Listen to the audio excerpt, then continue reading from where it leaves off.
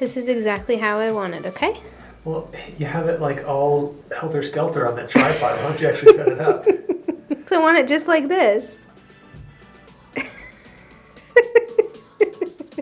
Hey guys, welcome back to the Kinwoven home. My name is Sharrah. If you guys are new here, you're gonna wanna hit that button and subscribe and thumbs up this video because it's gonna be a great video answering a big question I get all the time, and that is how to pick a color palette for your home. Okay, so the reason why picking your color palette is so important is it's one of the key things that are gonna help you guys have a very beautifully decorated, cohesive home. Question of the video is, what is the color palette in your home? Mine is neutrals, sage green, cognac, and white. Leave me a comment below, let me know what yours are. What's your color palette? I wanna know. Let's get started.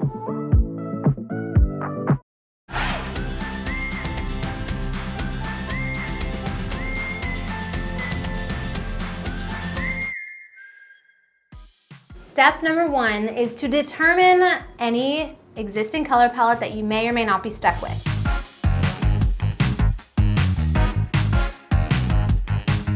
Let's say you have furniture that you're kind of stuck with, that's hand-me-down stuff or stuff you've invested in a few years ago. Maybe you don't love it, but you gotta keep it. Start there. You're definitely gonna want that to be incorporated because you can't get rid of it and you don't wanna just ignore it like it's not there. You wanna make the best of it and try to bring it into your space and bring in supporting colors to make it actually look good. If you're starting fresh, then you can skip this step and you are lucky. Step number two, find an inspiration piece. I'm all about finding either in an art piece or maybe in a rug or in something that really means a lot to you that you want to incorporate into your space. Identify the colors that are in that piece and allow that to kind of guide you in the colors that you select. The reason you want to do this, a couple reasons. One, you want to make sure that piece you can use in your space, so you want to make sure that it matches the color palette you land on. And two, having an item that already has your colors represented kind of makes the whole process easier because someone else already selected colors, put them into an organized art piece or a rug. It looks good together and you can maybe identify some colors you never thought that you would put in your home. For example, you guys know I always like to have an art piece in my home that reflects the colors that I love to use. I may not have wanted to put, I don't know, the pink maybe, this peachy pink color.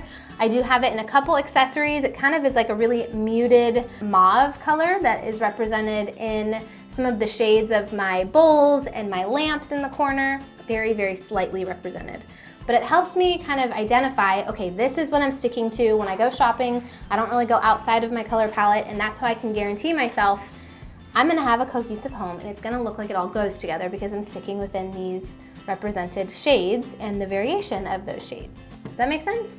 You guys have seen Ashley's master bedroom video I did. The rug that I selected in that space really kind of led for the colors that I went for. The rug was actually inspired from a photo that she sent me that she wanted in the room. So that's kind of a really great starting point and something you should identify in your space, and then we can go on to step number three, which is choosing a neutral color as your base.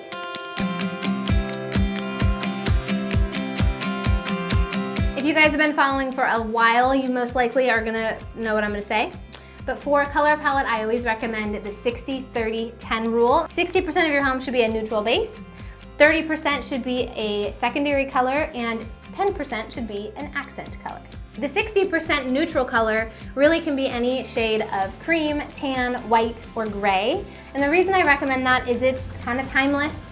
It will go in any home that you have. I know a lot of people like to stray away from white sofas, but if you get the right fabric, it's really easy to clean with kids or dogs. And if you want to know some tips on that, I do have other videos you can check out about how to have a dog and a white sofa.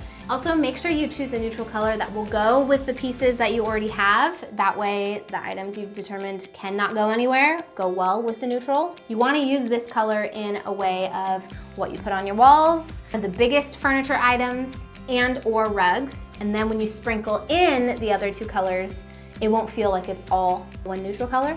It'll feel like, oh, I get it. I've got a lot of this like color throughout my house, but it's not like, oh my gosh, all these different colors and shades coming at me. What am I thinking? What am I doing? You don't want that. So stick with your neutral, use it on the walls, use it in furniture, use it in your rugs. Big pieces, think big picture, and then move on to your secondary color, which is number 4.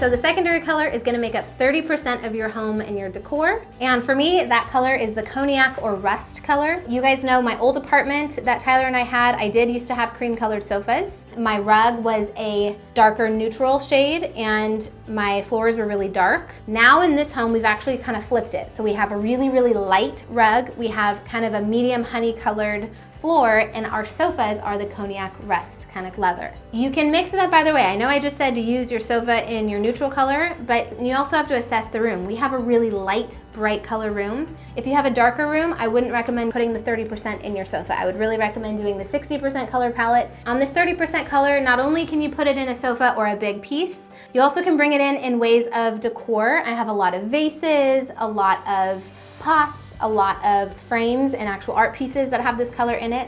And it's not just in one room. It's kind of trickled throughout the guest room. We have it a little bit in the art pieces in our bedroom and actually in the den.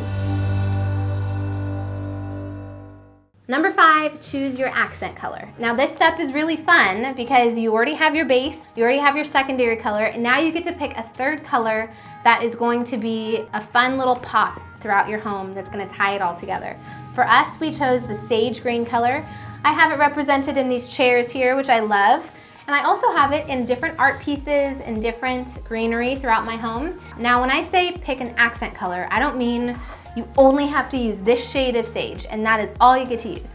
You can use variations of your accent color throughout, but the key to this whole step, you use your secondary color 30% of the time, and then your accent color you use 10% of the time. It just shows up as a fun pop, a way to kind of bring some life to the space, and it goes well with the other 2 colors that you've already selected. So again, you can bring this in pillows, you can also bring it in vases and artwork, but you just don't use it as often as you would your secondary.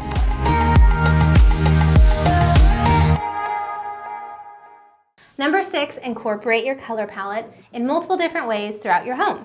So for example, if your colors are similar to mine, you have the cream, the cognac, and the sage, you don't want to just use cream in your rug and that's it. You want to use it 60% of the time. So you're going to want to have it have a little pal within that specific room and also in other rooms. So putting it on the walls in every room really helps tie it all together and feel cohesive. Also, having it in different decor pieces to mirror that color on a different side of the room will also help bring that in. That gives you a nice blended feel with your decor and really makes your space feel like it's cohesive and beautifully done. Okay guys, that's all I have for you today. I hope that those 6 steps really helped you guys figure out how to create and select a new color palette for your home and maybe give you some confidence if you already had a color palette to run with it, because it will help you make your homes look beautiful and cohesive. We are all about helping you guys make your homes beautiful. We do believe that that can change your life. So if you have not subscribed, join the fam and stay tuned for our next video. Thank you guys so much for watching and I'll see you next time.